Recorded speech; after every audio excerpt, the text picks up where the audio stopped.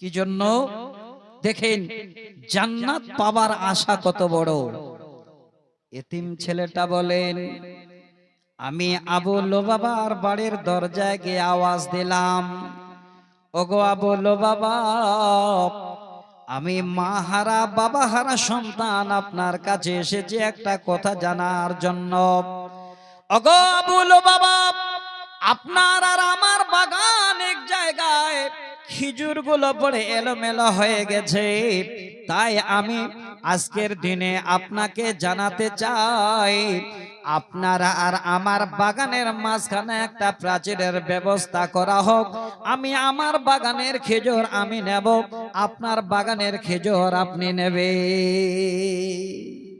প্রাচীর শুরু হলো, একদম সহি হাদিস। দীর্ঘ রাস্তা, প্রাচীর হলো, মাঝখানে একটা বিশাল বড় খেজুর গাছ দো সীমানায় মাঝখানে পড়ে গেছে। এবার সেই খেজুর গাছ আয়ত্তে ছিল আবু লুবাবার। গাছটা যদি কাটা হয় তাহলে প্রাচীর সোজা হবে, নচেত প্রাচীর সোজা হবে না, আবার বাঁকা হয়ে যাবে।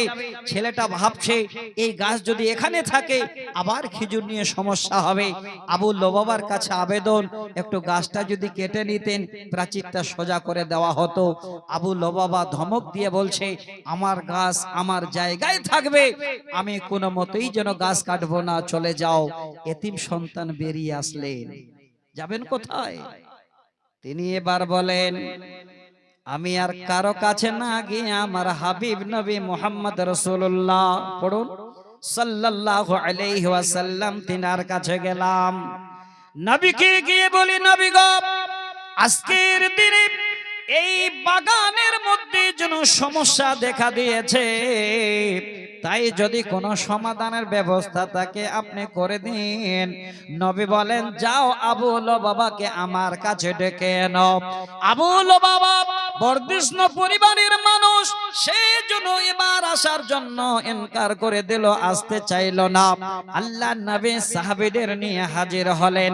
আবু লুবাবাকে বলেন, আবু লুবাবা, এই বাগানের মাঝে তোমার গাছটাকে কেটে নাও, একটা প্রাচীর সোজা হয়ে যাবে, সমস্যার সমাধান হয়ে যাবে। আবু লুবাবা সঙ্গে সঙ্গে নবীর কথাকে ছুঁড়ে ফেলে দিল।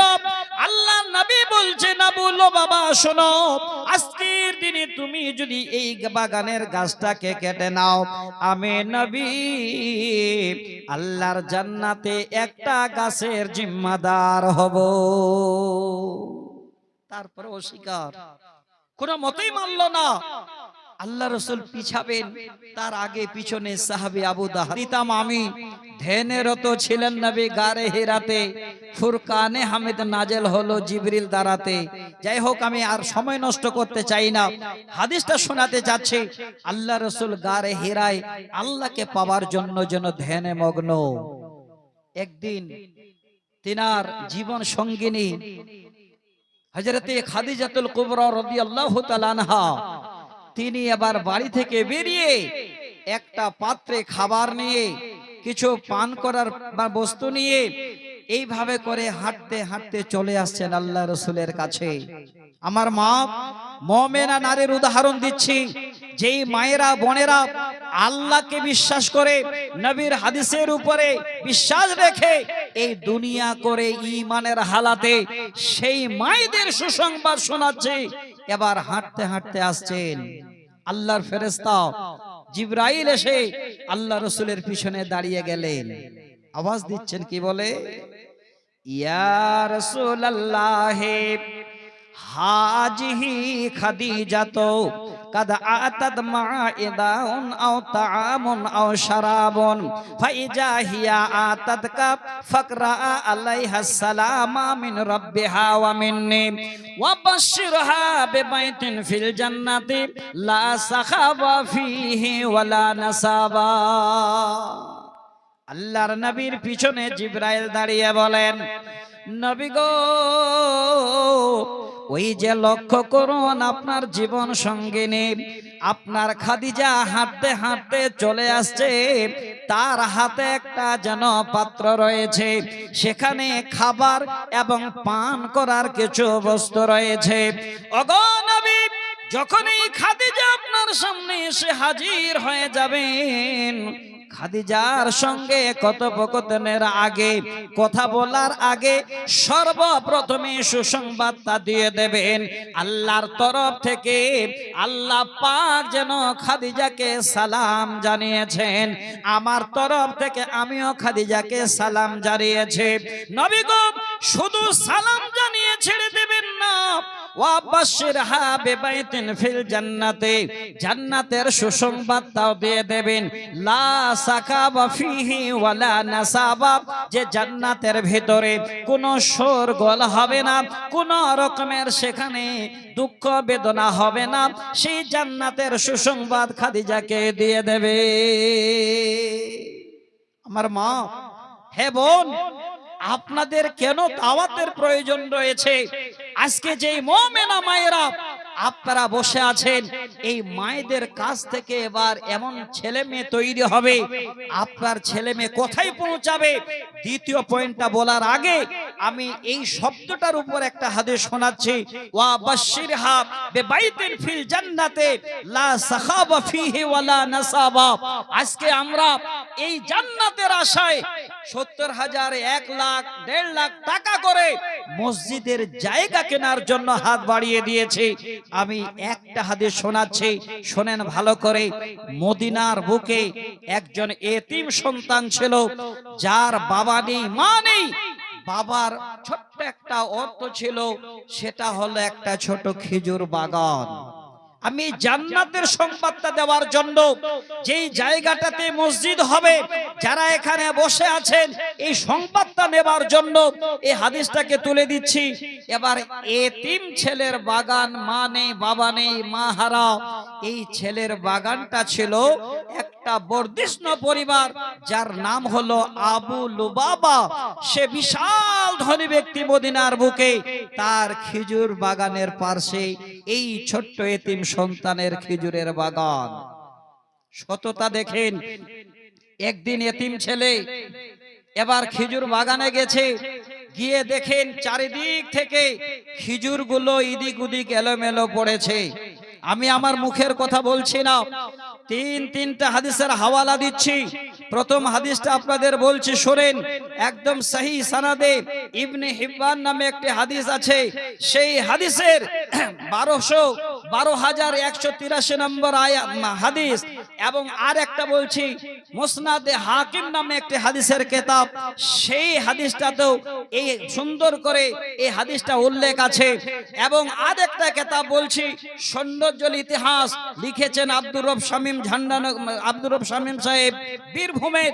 এই ইতিহাসের কিতাবে আর একটা লেখকের নাম বলছি, আব্দুল হামিদ ফাইজিবা মাদানী, আমরা সবাই চিনি, আল্লাহ দিয়েছেন আমাদের বড় মৌগনি।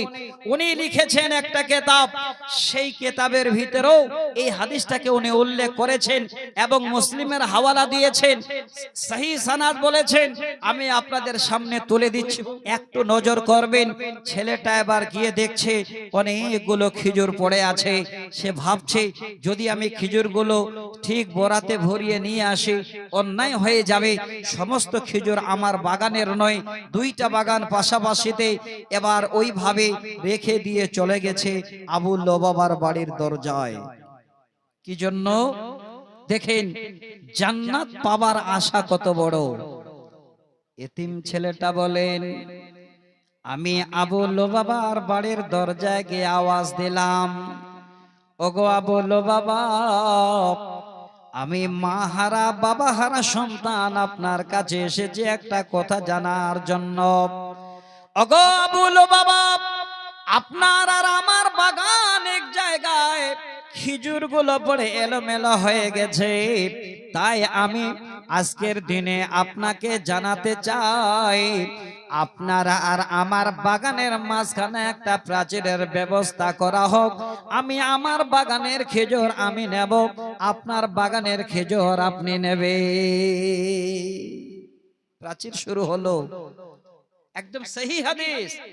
দীর্ঘ রাস্তা, প্রাচীর হলো, মাঝখানে একটা বিশাল বড় খেজুর গাছ, দো সীমানায় মাঝখানে পড়ে গেছে। এবার সেই খেজুর গাছ আয়ত্তে ছিল আবু লুবাবার। গাছটা যদি কাটা হয় তাহলে প্রাচীর সোজা হবে, নচেত প্রাচীর সোজা হবে না, আবার বাঁকা হয়ে যাবে। ছেলেটা ভাবছে এই গাছ যদি এখানে থাকে আবার খেজুর নিয়ে সমস্যা হবে। আবু লবাবার কাছে আবেদন, একটু গাছটা যদি কেটে নিতেন প্রাচীরটা সোজা করে দেওয়া হতো। আবু লবাবা ধমক দিয়ে বলছে, আমার গাছ আমার জায়গায় থাকবে, আমি কোনো মতেই যেন গাছ কাটবো না, চলে যাও। এতিম সন্তান বেরিয়ে আসলেন, যাবেন কোথায়? তিনি এবার বলেন, আমি আর কারো কাছে না গিয়ে আমার হাবিব নবী মুহাম্মদ রাসূলুল্লাহ পড়ুন সাল্লাল্লাহু আলাইহি ওয়াসাল্লাম তিনার কাছে গেলাম। নবীকে গিয়ে বলি, নবী গো, আজকের দিনে এই বাগানের মধ্যে যেন সমস্যা দেখা দিয়েছে, তাই যদি কোনো সমাধানের ব্যবস্থা থাকে আপনি করে দিন। নবী বলেন, যাও আবু লবাবাকে আমার কাছে ডেকে এনো। আবু লবাবা বর্ধিষ্ণু পরিবারের মানুষ, সেই জন্য এবার আসার জন্য ইনকার করে দিল, আসতে চাইল না। আল্লাহ নবী সাহাবীদের নিয়ে হাজির হলেন। আবু লবাবাকে বলেন, আবু লবাবা, এই বাগানের মাঝে তোমার গাছটাকে কেটে নাও, একটা প্রাচীর সোজা হয়ে যাবে, সমস্যার সমাধান হয়ে যাবে। আবু লবাবা সঙ্গে সঙ্গে নবীর কথাকে ছুঁড়ে ফেলে দিল। আল্লাহ নবী বলছেন, আবু লবাবা শোনো, আজকের দিনে তুমি যদি এই বাগানের গাছটাকে কেটে নাও, আমি নবী আল্লাহর জান্নাতে একটা গাছের জিম্মাদার হব। তারপরে অস্বীকার, কোনো মতেই মানল না। আল্লাহ রাসূল পিছাবেন, তার আগে পিছনে সাহাবী আবু দাহদা নবীকে বলেন, নবী গো, এই গাছের জিম্মাদার শুধু আবু লবাবার জন্য না আর কারো জন্য?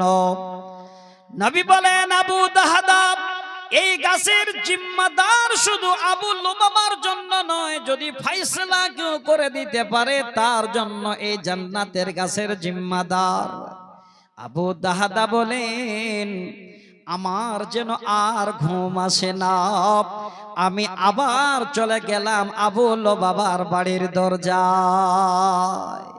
আওয়াজ দিয়ে বলছেন, আবু লবাবা, আমি আবু দাহদা তোমার কাছে এসেছি ভাই একটা কথা বলার জন্য। আবু লবাবা বলে, বলুন কি বলতে চান? সাহাবী আবু দাহদা বলছেন, ভাইরি, একটি গাছ যেন দোষীমানায় পড়েছে, এই গাছটা যদি তুমি বিক্রি করতে চাও, ফাকালা বিনি ফিল হাদিকাতে, যদি তুমি তোমার এই গাছটা, বাগানের গাছটা বিক্রি করতে চাও, আমি তোমার গাছটাকে কিনে নিতে চাই। আমার একটা খেজুর বাগান আছে, প্রায় কম বেশি 600 খেজুর গাছ আছে, ওই বাগানের ভিতরে সুন্দর বাড়ি তৈরি করা আছে, সমস্ত কিছু বাগানের ভিতরে পানির ঝর্ণাও যেন রয়েছে। যদি তুমি সেই গাছটা বিক্রি করতে চাও, আমি আমার বাগান বাড়ি দিয়ে এই গাছটাকে কিনে নিতে চাই। ভাই বলো তো রাজি আছো কিনা? রাজি হয়ে গেছে বলে আলহামদুলিল্লাহ। আনন্দের সীমা নেই, খুশিতে চলে আসছে। আল্লাহ এই দুনিয়ার বাগান বাড়ি গাড়ির কি বললো, আজকে আমি জান্নাতের গাছ কিনতে পেরেছি। হাঁটতে হাঁটতে আনন্দে বাড়ির দরজায় পা ঢুকাবেন, দরজায় হঠাৎ মনে পড়ে গেল, এই বাড়ি তো আর আমার নয়, এই বাগান তো আমার নয়, আমি জান্নাতের গাছের বিনিময়ে বাগান বিক্রি করে দিয়েছি। এবার দরজায় পা উঠিয়ে দরজা থেকে আওয়াজ দিচ্ছে, বিবি, ওরে উম্মে দাহদা, কোথায় আছো? তাড়াতাড়ি করে দরজায় বেরিয়ে এসো। বিবি আওয়াজ দিয়ে বলেন, স্বামী গো, ঘরে আসুন, কি প্রয়োজন ঘরে বলুন। আবু দাহদা বলে, বিবিরি শুনে যাও, ঘরে যাওয়ার মতো সময় নাই। উম্মে দাহদা যদি আসেন, দেখেন স্বামী দরজায় পা উঠিয়ে আছে, ভিতরে ঢুকে না। আবু দাহদা বলেন, হে বিবি উম্মে দাহদা, আর দেরি করো না রে, এই বাগান আর বাড়ি আমাদের নয়, আমি জান্নাতের একটা গাছের বিনিময়ে বিক্রি করে দিয়েছি। যখনই বললাম, হাই রে বিবি, সঙ্গে বলেন আলহামদুলিল্লাহ। স্বামী গো এত বড় ব্যবসা কোথায় করতে পারলেন? জান্নাতের গাছ কি করে আপনি কিনলেন? অপেক্ষা করুন, আমি এখনই বেরিয়ে যাচ্ছি। সঙ্গে সঙ্গে এবার বাচ্চাদের নিয়ে বেরিয়ে আসছেন। আসার সময় বাচ্চাদের জামার পকেট গুলোতে মা হাত বুলিয়ে দেখছেন যেন চুল পরিমাণ বাচ্চাদের পকেটে যেন কিছু বাড়ি থেকে বের হয়ে না যায়। সব রেখে দিয়ে এবার বাড়ি বাগান ছেড়ে বেরিয়ে গেলেন। আল্লাহর নবীর হাদিসটা শোনেন। নবী যে বলছেন, হে পৃথিবীর মানুষ রে, ইন্না ফিল জান্নাতি শাজারাতান ইয়াসিরুর রাকিবু ফি দিল্লিহা মিয়াতু আমিন লা ইয়াক্তাউহা। সহিহ বুখারীর হাদিস। আল্লাহর নবী বলছেন, হে আমার উম্মত, জান্নাতের ভিতরে এমন একটা গাছ হবে রে, সে গাছের ছায়া এত বড় বিস্তার লাভ করবে, এত বড় বিস্তার লাভ করবে। একজন জান্নাতি এবার সেই গাছের নিচে সাওয়ার হবে, চলতে থাকবে চলতে থাকবে। একদিন দুদিন নয়, 100 বছর ধরে চলবে, তারপরেও ওই গাছের ছায়া শেষ হবে না।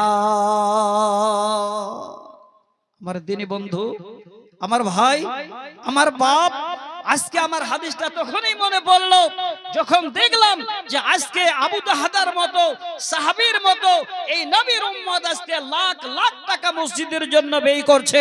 এই জায়গাটার জন্য আমি আবু দাহাদার মতো একজন জান্নাতি যেন একজন এই গাছের ছায়া পায়, এই গাছের বিনিময়ে যেমন জান্নাতের গাছ পাওয়ার জন্য পুরো বাগান দিয়ে দেন। আমি আজকে এই পোড়ামারি গ্রামে বেশি নয় 5 জনকে দেখতে চাই, 1 লক্ষ করে টাকা দিয়ে শুধু আবু দাহাদার মতো একটা জান্নাতের গাছের আশাবাদী হয়ে এই মসজিদের জন্য প্রথমটা এই জায়গাটা যেন তাদের পয়সা দিয়ে ক্রয় করা হয়। আমার বাপ, আমার ভাইজান, আমি দেখতে চাই আবু দাহাদার মতো যে বাগান বাড়ি ঝর্ণা সব জান্নাতের গাছের বিনিময়ে দিয়ে খালি হাতে বেরিয়েছিলেন আল্লাহর রাস্তায়, আমি 5 জনকে 1 লক্ষ করে টাকা আজকে দেখতে চাই। কোন বান্দা আছেন যে আপনারা আজকে মসজিদের জায়গার জন্য আমার হাতে আবু দাহাদার মতো 1 লক্ষ করে টাকা জান্নাতের গাছের বিনিময়ে নিয়ে একটু হাতটা বাড়াবেন? ভাইজান একটু হাত বাড়ান। আমি দ্বিতীয় পয়েন্টটা বলবো, আমার মায়েদের প্রয়োজন আছে। এবার দাওয়াত দানের প্রথম মার্কাজ হলো পরিবার। এই পরিবার যদি দাওয়াত ঠিক মতো চালায় তাহলে বাচ্চা ভালো তৈরি হবে, আল্লাহর ঘর আবাদ হবে। 5 ওয়াক্ত সালাত বাচ্চারা আপনার মসজিদে পড়বে। একদিন আপনাকে বলবেন আম্মা আমি মসজিদে যাব না। ইনশাআল্লাহ আমার নিয়ত আছে দ্বিতীয় পয়েন্টটা বলার। একটু হাত বাড়ান তো দেখি কে আছেন, কোন ভাই আছেন আবু দাহাদার মতো নিয়ত করে যে আল্লাহ এর বিনিময়ে যেন তোমার জান্নাতে সেই গাছের ছায়া আমি পাই। 5 জনের কাছে আবেদন করলাম, 1 জন দেখতে চাচ্ছি কোন আল্লাহর বান্দা, কোন আমার ভাই এখানে আছেন যে আজকে মসজিদের জায়গা ক্রয় করবেন, তার জন্য 1 লক্ষ টাকা আমার হাতে দেবেন। ভাইজান 1 জন, কোন 1 জন আল্লাহর বান্দা?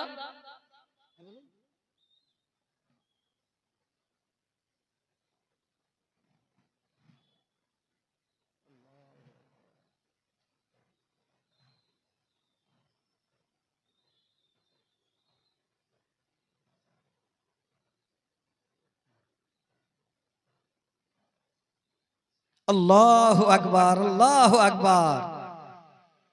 আমি শুধু খালে আপনাদের একটা হাদিস শোনালাম, আর একটা হাদিস শোনাবো ইনশাআল্লাহ। আমার বন্ধুবর মাদানী ভাই উনি 1,60,000 টাকা আপনাদের মসজিদ জায়গা করার জন্য দিয়েছেন। একবার সবাই ওনার জন্য একটু দোয়া করবেন না? পড়ুন আল্লাহুম্মা আমিন, আল্লাহুম্মা সাল্লি আলাইহি, আল্লাহুম্মা বারিক আলাইহি। আর একটা দান শোনাচ্ছে আপনাদের। আমি জানি দুনিয়াতে আল্লাহর জান্নাত নেবার জন্য অনেক বান্দা বান্দিরা আছেন। আরেকজন ভাই, নামটা বলা যাবে? হাজী আমিনুল ইসলামের ছেলে মেয়ে সব পরিবারে 7 লক্ষ টাকা দিয়েছেন। আল্লাহু আকবার, নারা দেবেন না? নারে তাকবীর, আলহামদুলিল্লাহ। পোড়ামারি গ্রাম জিন্দাবাদ। ইনশাআল্লাহ দেখবেন আল্লাহর ঘরের জায়গা হয়ে যাবে। আমি দেখলাম আপনাদের জুমা মসজিদ, শাহানশা মসজিদ, তারপরেও জায়গা হয় না। আলহামদুলিল্লাহ, নতুন করে জুমা মসজিদ তৈরি হবে। এর থেকে বড় জারিয়া আর কি আছে আপনাদের? এর থেকে বড় জারিয়া কি হতে পারে আপনাদের? স্বয়ং আল্লাহর জান্নাতের ঘর তৈরি করা হয়, এই রকমের একটা ঘরের জন্য আপনারা হাত বাড়াবেন। আলহামদুলিল্লাহ, আমি আমার মাদানী ভাই দিলেন 1,60,000, আর হাজী সাহেবের পরিবার থেকে পেলাম 7 লক্ষ টাকা। আচ্ছা ভাই, যখন আমার মুখ থেকে 1 লক্ষ টাকা বেরিয়েছে, এই রকমের কাউকে আর পাওয়া যাবে না। আল্লাহু আকবার। হাবিবুর রহমান সপরিবার মিলে, সবাই মিলে, তাই তো? আচ্ছা, সর্দার সাহেব সপরিবার মিলে 1,60,000 টাকা। আচ্ছা, ফেসকা ফুসকি দানগুলো কেন গো? হয় 1.5 লাখ করতে হবে, না 2 লাখ করতে হবে। আচ্ছা, হাজী সাহেব এখানে আছেন? হাজী সাহেব আছেন এখানে? কোনটা হাজী সাহেব গো? আচ্ছা, যা কোনারা প্রয়োজন হবে আবার দেবেন, অসুবিধা নেই। আলহামদুলিল্লাহ, আমি যদিও এই পাতাটা দেখিনি, না হলে আমি 1 লাখ টাকা চাইতাম না। আচ্ছা আলহামদুলিল্লাহ, বলুন তাড়াতাড়ি করে। আলহামদুলিল্লাহ, রাফিকুল ভাই আমার 50,000 টাকা। তাই একটু মুখটা দেখা যেত না? কই রাফিকুল ভাই, একটু খালি চেহারাটা দেখা যেত, আপনার ভালো লাগতো। এই জালসার মেন উদ্যোক্তা উনি। রফিকুল ভাই আছেন এখানে? ভাই কারো পাশে আছেন নাকি? আমি আপনাকে 1 টাকাও চাইবো না, শুধু খালি মুখটা দেখবো। আলহামদুলিল্লাহ, যদি আপনি চলে আসেন। রফিকুল ভাই আমার 50,000 টাকা দিয়েছেন। আল্লাহ তুমি দানকে কবুলে মঞ্জুর করো। আল্লাহুম্মা আমিন। আল্লাহুম্মা সাল্লি আলাইহি, আল্লাহুম্মা বারিক আলাইহি। আর যারা যারা দিয়েছেন একটু চট চট করে বলে দিই। জামিরুল ইসলাম 50,000 এর জন্য দেওয়া হচ্ছে। আইনাল হক